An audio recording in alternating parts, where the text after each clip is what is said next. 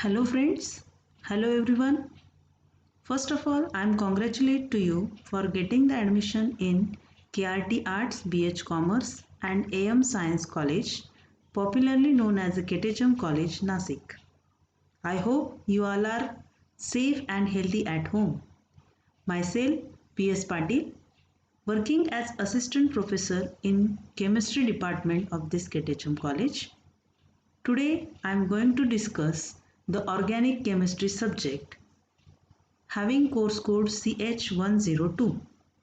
So in the today's lecture we will see the syllabus of this organic chemistry, and immediately we start a fundamentals of organic chemistry, that is our first unit of this subject. In the last year, Savitribai Phule Pune University Pune implemented a choice-based credit system, that is CBCS pattern. This organic chemistry subject is having course code CH102. This subject is having 2 credits and 36 lecture, and the total marks for this course is 50 marks. These 50 marks are divided into 15 marks and 35 marks. So this 15 marks is having internal assessment, and for the 35 marks the external assessment is there. So in the internal assessment, college will conduct different tests, assignment and etc. While in the external assessment, the university conduct the exam. Okay, this is the CBCS pattern for our subject, that is organic chemistry. So we discuss the syllabus of this organic chemistry. This organic chemistry is having total 3 units. The first unit is fundamentals of organic chemistry, second stereochemistry, and the last one is aliphatic hydrocarbons. In the first unit we will see the physical effects, inductive effect, resonance effect, hyperconjugation, homolysis, heterolysis, how the structure and shape of organic molecule is determined, nucleophiles, electrophiles. Again we will see the carbonions, carbocations, free radical. Along with that we also see the strength of organic acids and bases. Aromaticity, Huckel's rule, all this part we will see in the first unit. Out of this part, some part we are very familiar. Okay. In the second unit, it is very new for you, stereochemistry. In that we see the introduction, classification of the stereochemistry, then how the molecules are represented on paper by using different formulas, that is Veitch, Newman, Sawhorse and Fischer formulae. Then conformation of ethane, butane and cyclohexane, that part we will see in this second unit. We are very familiar with cis and trans isomer. So along with that cis and trans isomer, we will see E and Z nomenclature. Then we are also familiar with enantiomer, diastereomer, mesocompounds, concept of chirality, erythros, threos, DL pair. So along with that we also see R and S configuration. So this part we will see in the second unit, that is stereochemistry. And the last unit, that is aliphatic hydrocarbons. This is very simple unit. You have already studied this unit in the 11th and 12th standard. It contains alkane, alkenes and alkynes. So we see the preparation reaction of alkane, alkene and alkynes. Along with that we also see the reactions of alkane, alkene and alkynes. Some name reactions we also discuss. We also see in this third unit, that is aliphatic hydrocarbons. Okay, so this is the brief introduction to our syllabus of this organic chemistry. So immediately we start our first unit, that is fundamentals of organic chemistry. So before starting with our unit, we must know the definition of organic chemistry. So what is this organic chemistry? It is the branch of chemistry which deals with the study of structure, properties and composition and the preparation of carbon containing compounds. What it say? It is the study of structure, properties, composition, reaction, preparation of carbon containing compounds is known as a organic chemistry. Okay. So our first point of this unit is physical effects. It is nothing but the physical properties of organic compound. So which are the physical properties? Which are the physical effects? These four are the physical effects. First one is the dipole moment, melting point, boiling point and solubility. So one by one we will see the physical effect. The first is dipole moment. Dipole moment occur due to the difference in electronegativity between the two chemically bonded atoms. So we consider the example here HCl. So in that HCl, H is electropositive. Hence it acquires delta positive charge. And Cl is electronegative. So it acquires delta negative charge. Okay. So these two atoms having different electronegativity. So dipole moment, it is occur due to the difference in electronegativity between two chemically bonded atoms. Okay. So this is nothing but the dipole moment. The dipole moment is a vector quantity since it has both magnitude and direction. Being a vector quantity, it can also be zero, as the two oppositely acting bond dipoles can cancel each other. For this third point, we consider the example BF2. We consider the example BF2. So it having a linear structure, 1F to the right side, 1F to the left side. Okay, so this is the linear structure of this BF2. So what happened? This F is more electronegative. So all electrons are transferred to this side. Again, one F is present on left side. So again the electronegativity shifted to this side. So net electronegativity is 0.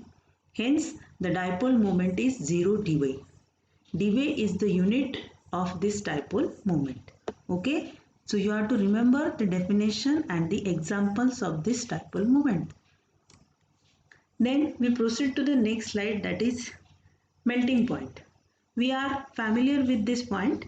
Melting point, it is nothing but a temperature, the temperature at which solid and liquid phases are in equilibrium. In short, we say that when solid is heated, it gets converted into liquid. That point, it is nothing but the melting point of that particular solid. Okay. We take the example here. Ionic compounds has higher melting point and non-ionic compounds have very low melting point. For the ionic compound, we consider the example NaCl.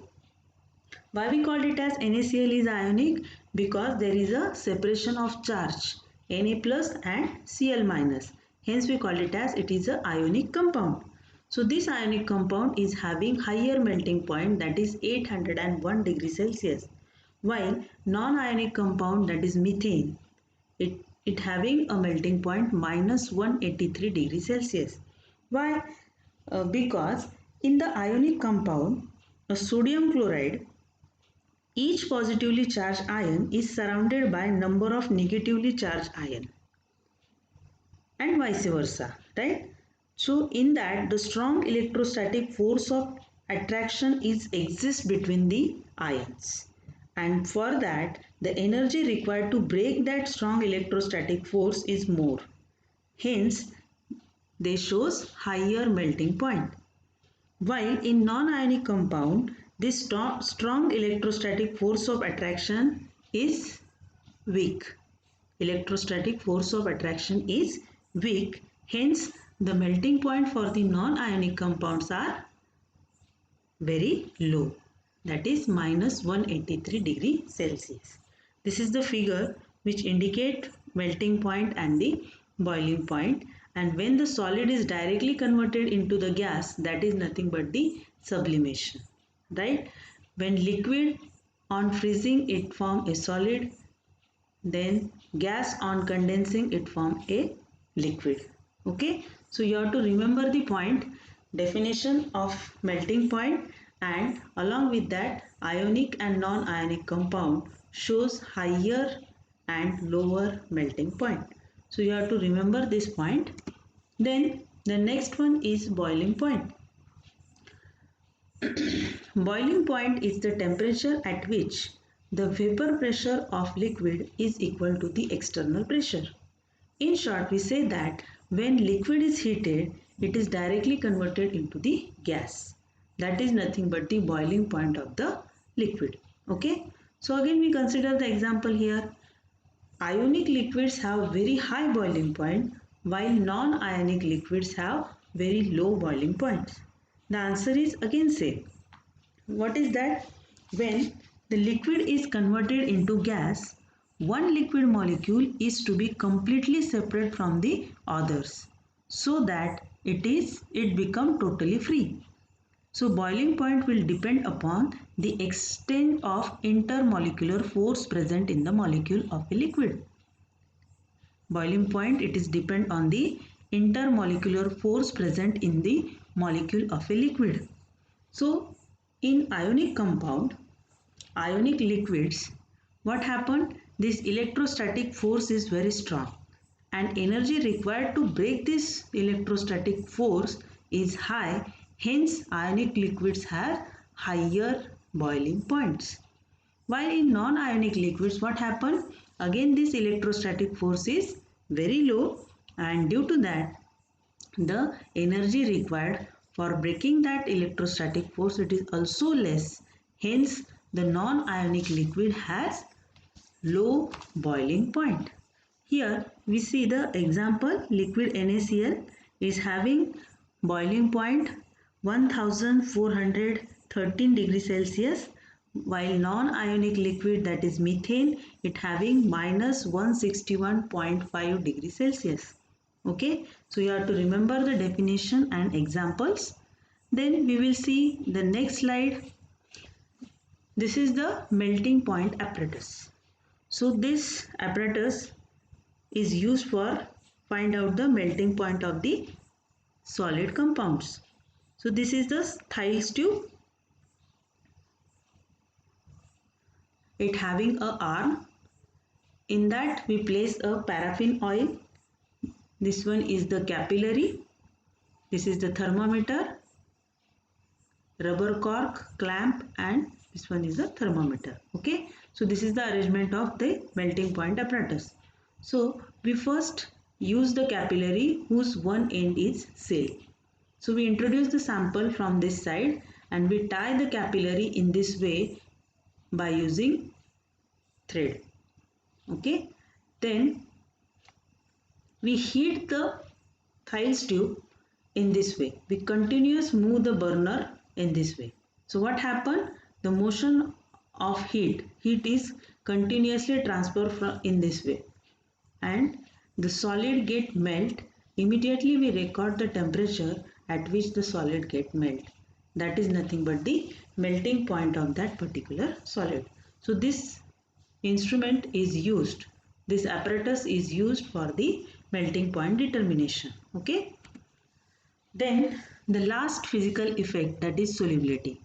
So before starting this point, we must know what is solute, solvent and solution. We are familiar with these three terms, solute, solvent and solution. Solute, it is nothing but the substance which is dissolved, and solvent is the substance in which solute is dissolved, right? And solution, it is the homogeneous mixture of two or more substances. Okay. So what is solubility? It is the ability of an ionic compound to dissolve in water. What is solubility? It is the ability of an organic compound to dissolve in water.